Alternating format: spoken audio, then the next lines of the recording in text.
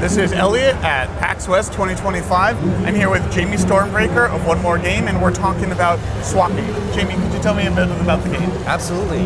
So Swap Meet is a third-person co-op roguelike shooter. You can play it together with up to 4 of your friends or just by yourself. You drop in, drop out multiplayer. It's got a really odd mechanic and a surreal humor to it. The mechanic is when you defeat enemies, they drop body parts, a head, a torso, or legs. And when you go up, swap your body parts with theirs, you'll gain their powers, hence Swap Meet. It's literally in the title.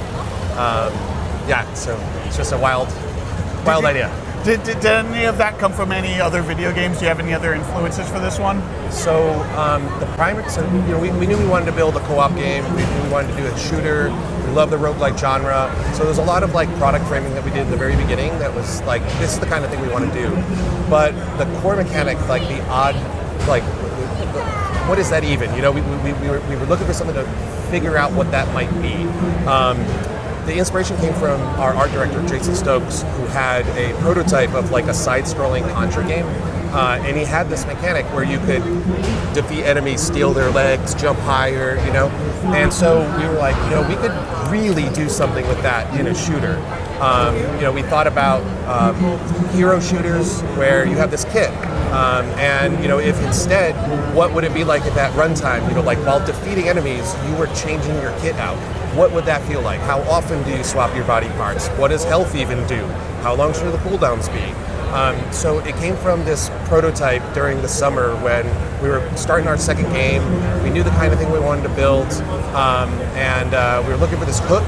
And the hard part about building Swap Meet is that there's no other game that we could point to say that it's that. There are a handful of things that our community members have said that it's really awesome. I see this game in there.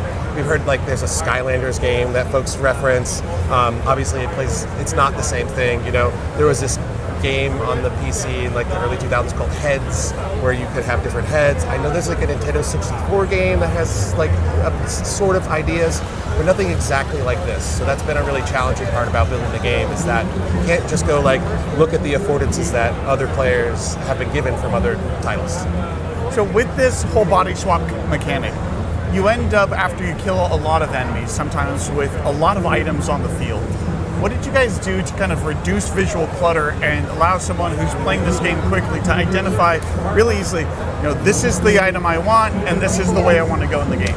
Yeah, so first is that every part should basically have a silhouette, and our art team works really hard on that too. So once you have seen them before on the ground, you can be like, oh, that's that torso, that's that head.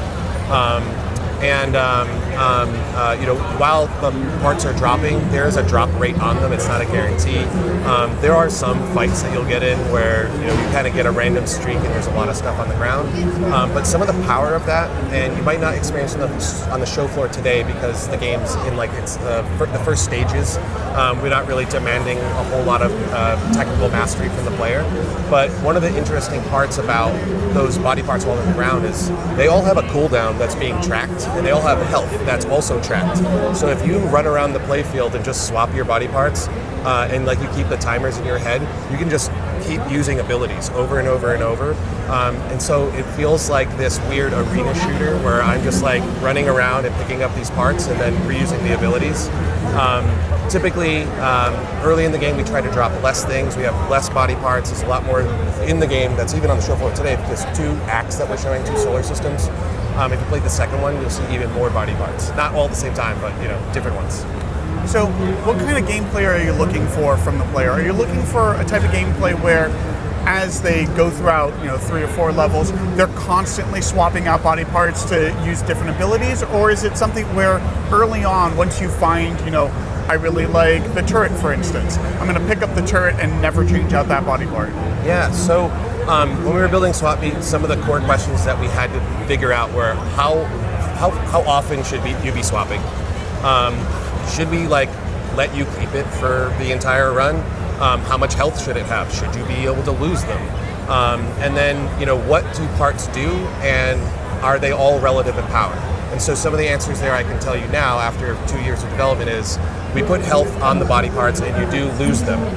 So if you're really good at staying alive, you might not lose your turret. So I do see people use a turret throughout an entire level. We do reset your parts every time you die if you have a respawn, and if you change to a new planet, we will reset you as well. So you can't keep them the entire run. We do want you changing them. We also had to figure out, how fast cooldown should work, and should players just always be wanting to, upgrade. There was a version of the game where there was rarities, and there was a rarity game, and what we ended up landing on is that body parts should provide passive bonuses and active bonuses, and they should not all be relative in power. So, and also contextually, they may be better than others. For instance, the spider legs that are in the game that you might have seen in the very beginning of the demo can walk up walls. They also have a really good dash. They're really powerful. They're not particularly healthy. They have less health than other things, but they're generally good. If you go defeat fish in the water, they'll drop octopus legs. If you put those on, you can go in the water and you run 500% faster. So there's contextually reasons why you might want these, and then there's also how you combine them. So there's no set bonuses, but what we do have are contextual reasons that you may want to put them together.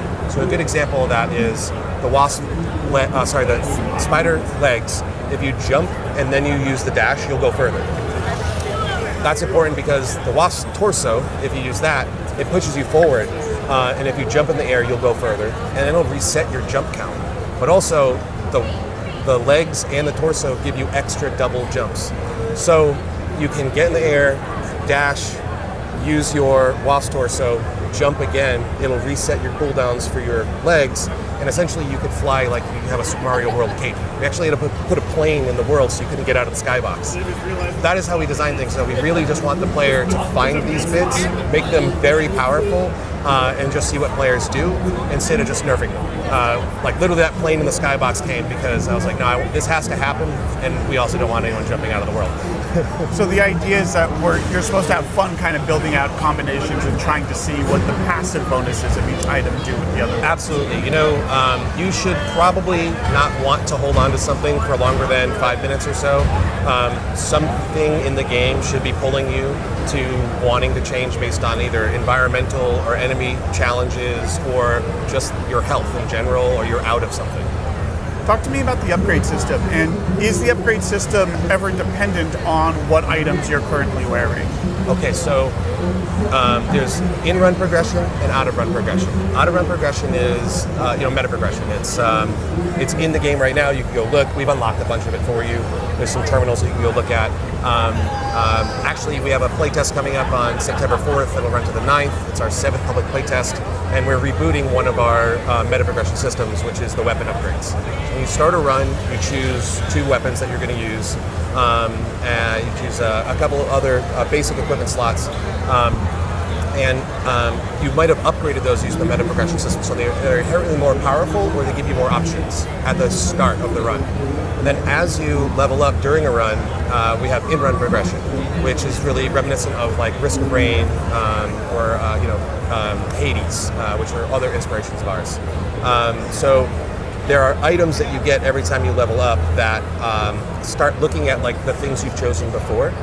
So if you have a rifle in your hands, you might start getting some hit scan damage items and things like that. You also are going to get weapon upgrades in the run too.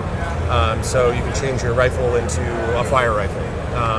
And so those are the things that make your builds. And then the body parts are more the things that you use to change out your abilities. And as you choose those upgrades, it'll alter those body parts as well. So at some point you might choose something called a mutation. And mutation will change your head from doing electric damage to fire damage instead. And so you can augment the abilities in that way as well. Excellent. And I did see it felt like there was a lot of Risk of Rain in this, and you also have a difficulty counter based off of how long you're in the stage.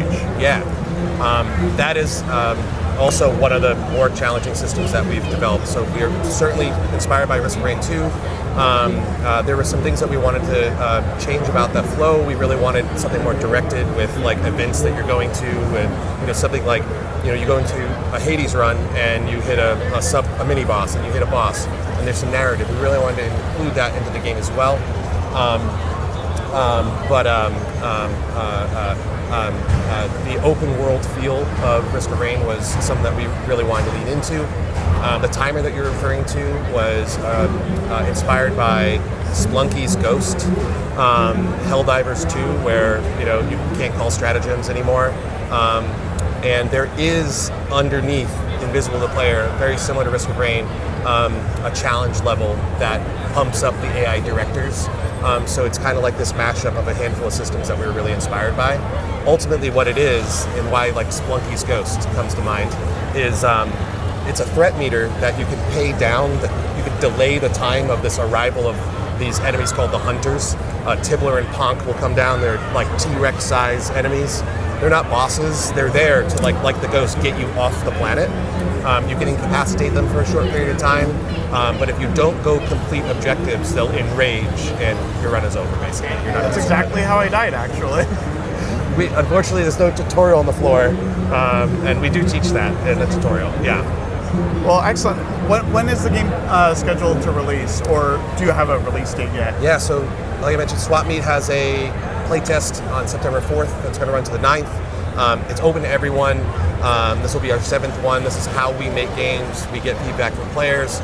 We go away for a couple months. We open another public playtest. This will be one that we're going to run before we launch the game this fall. If people go to playswapmeet.com, they can sign up there, or just go to Steam, wishlist us. It helps us a huge amount. It'll also let you know when the playtest is open, and then we'll be out this fall. Well, you heard it here. September 4th through September 9th. Try out the playtest. If you've got a couple of friends that you want to just go kill things with, this is the game to do it. Thank you so much for your time today. Yeah, absolutely got it, man.